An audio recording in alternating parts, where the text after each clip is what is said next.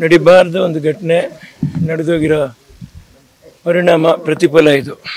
ಪ್ರಾಣನ ಕಳ್ಕೊಂಡು ಮನೆಗೆ ಆಧಾರ ಸ್ತಂಭವಾಗಿರ್ತಕ್ಕಂಥ ಒಬ್ಬ ಒಂದು ಜೀವನ ಕಳ್ಕೊಂಡು ಆ ಕುಟುಂಬ ಪರಿತಪಿಸ್ತಾ ಇರೋದು ನೋಡ್ತಾ ಇದ್ದರೆ ಕರಳು ಕಿತ್ಕೊಂಡು ಹೋಗುತ್ತೆ.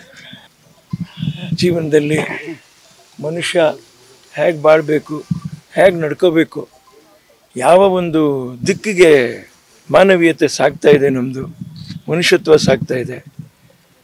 ನಾವು ಹೆಚ್ಚು ಕಡಿಮೆ ಮನುಷ್ಯರು ಅಂತೀವಿ, ಆದರೆ ನಾವು ಮನುಷ್ಯತ್ವ ಉಳ್ಳ ಮನುಷ್ಯರಾಗಿದ್ದೀವ ಅಂತ ನಾವೇ ನಮ್ಮನ್ನೇ ಮುಟ್ಟು ನೋಡ್ಕೋಬೇಕಾದ ಪರಿಸ್ಥಿತಿ ಕಾಲ ಬಂದ್ಬಿಡ್ತು ಹತ್ತಿರಕ್ಕೆ. ಜೀವನ ಇಡೀ ಸಂಪಾದನೆ ಅಂತ ಅಲ್ವೇ ಅಲ್ಲ, ಜೀವನ ಇಡೀ ಹೆಸರೂ ಅಲ್ವೇ ಅಲ್ಲ.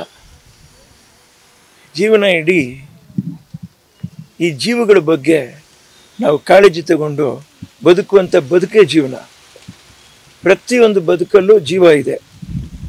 ಜೀವರಾಶಿಗಳನ್ನ ನಾವೇ ಯಾವುದೋ ಒಂದು ರೂಪದಲ್ಲಿ ಭಗವಂತ ತಂದೆ ತಾಯಿಯಾಗಿ ಸೃಷ್ಟಿ ಮಾಡಿಬಿಟ್ಟಿರ್ತಾರೆ. ಇನ್ನೊಂದು ಮಗು ಜೋಪಾನವಾಗಿ ಬೆಳಿಬೇಕು, ಬಾಳಬೇಕು, ಬೆಳಗಬೇಕು ಅನ್ನುವಂಥ ಆಸೆನಲ್ಲಿ ಬೆಳೆಸ್ತಾರೆ. ಎಲ್ಲೋ ಒಂದು ಚಾತುರ್ಯ, ಎಲ್ಲೋ ಒಂದು ಕೆಟ್ಟ ಸಮಯ, ಎಲ್ಲೋ ಒಂದು ಒಳ್ಳೆಯದು, ಎಲ್ಲೋ ಒಂದು ಕೆಟ್ಟದು. ಈ ಕೆಟ್ಟದು ಜಾಸ್ತಿ ಆದಾಗ ಇಂಥ ಪರಿಸ್ಥಿತಿಗಳು ಬಂದ್ಬಿಡ್ತವೆ. ಇದು ಹೆಚ್ಚು ಆಗಬಾರ್ದೇನು ಜೀವನದಲ್ಲಿ. ಎಲ್ಲರೂ ಇದನ್ನು ನಾವು ಅರ್ಥ ಮಾಡ್ಕೋಬೇಕಾಗಿರುವಂಥ ಮುಖ್ಯವಾದ ವಿಷಯ.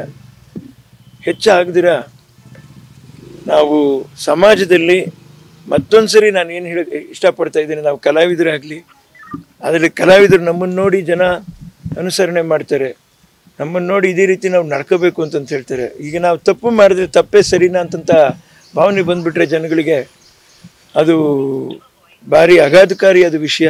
ಭವಿಷ್ಯಕ್ಕೆ ಖಂಡಿತ ನಾವೆಲ್ಲರೂ ಈ ಪರಿಸ್ಥಿತಿಯಲ್ಲಿರುವಂಥ ಒಂದು ಹೆಸರು ಕೀರ್ತಿ ಇರುವಂಥ ನಾವು ಯಾರೂ ಅಲ್ಲ, ನಾವು ಸಾಮಾನ್ಯ ನಾಗರಿಕರೇನೆ. ಆದರೆ ನಮಗೆ ಕಲಾವಿದರು ಅಂತಕ್ಕಂಥ ಒಂದು ಪಟ್ಟನ್ನು ಕೊಟ್ಟು ಬಿಟ್ಟಿದ್ದಾರೆ. ನಮಗೆ ಅದು ಕೊಟ್ಟು ಸುಮ್ಮನೆ ಬಿಟ್ಟಿಲ್ಲ, ಜವಾಬ್ದಾರಿಯೊಂದಿಗೆ ಬಿಟ್ಟಿದ್ದಾರೆ.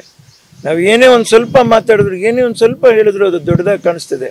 ದೊಡ್ಡದಾಗಿ ಕಾಣಿಸ್ತದೆ, ನಾವು ದೊಡ್ಡದಾಗಿ ಮಾತಾಡಿದಾಗ ದೊಡ್ಡದಾಗಿ ಕಾಣಿಸ್ತದೆ, ಸಾಮಾನ್ಯವಾಗಿ ಮಾತಾಡಿದಾಗ ಸಾಮಾನ್ಯವಾಗಿ ಕಾಣಿಸ್ತದೆ, ನೊಂದು ಮಾತಾಡಿದಾಗ ಅದ್ರ ನೋವು ತುಂಬಿರುತ್ತೆ, ವಿವೇಕ ಹೇಳಿದಾಗ ಅದರಲ್ಲಿ ವಿವೇಕ ತುಂಬಿರುತ್ತೆ. ಎಲ್ಲೋ ಒಂದು ಕಡೆ ನಾವು ವಿವೇಚನೆನೋ ಸ್ಮೃತಿಯೋ ಅಥವಾ ನಮ್ಮತನನ ನಾವು ಎಲ್ಲೋ ಒಂದು ಕಡೆ ಕಳ್ಕೊಂಬಿಟ್ಟು ನಾವೇನಾದರೂ ನಡ್ಕೊಂಡ್ಬಿಟ್ಟಾಗ ಇಂಥ ಅಚಾತುರ್ಯಗಳು ಆಗುವಂಥ ಸಾಧ್ಯತೆ ಇದೆ. ಇದನ್ನು ಆದಷ್ಟು ನಾವು ಸಮಾಜದಲ್ಲಿದ್ದೀವಿ, ಜನಗಳ ಮಧ್ಯೆ ಇದ್ದೀವಿ ಅಂತ ನಾವು ಅಂದ್ಕೊಂಡು ಎಷ್ಟೇ ನಮ್ಮಲ್ಲಿ ಏನೇ ಇದ್ದರೂ ಕೂಡ ಅದನ್ನೆಲ್ಲನೂ ನಾವು ಕಡಿವಾಣ ಹಾಕಿ ಇಟ್ಕೊಂಡ್ಬಿಟ್ಟು ಜನಗಳ ಮಧ್ಯೆ ಹೇಗೆ ನಡ್ಕೋಬೇಕು, ಹೇಗೆ ಬಾಳಬೇಕು, ಇದನ್ನು ನಾನೇನು ಹೇಳುವಂಥ ಅವಶ್ಯಕತೆ ಖಂಡಿತ ಬರೋದೇ ಇಲ್ಲ.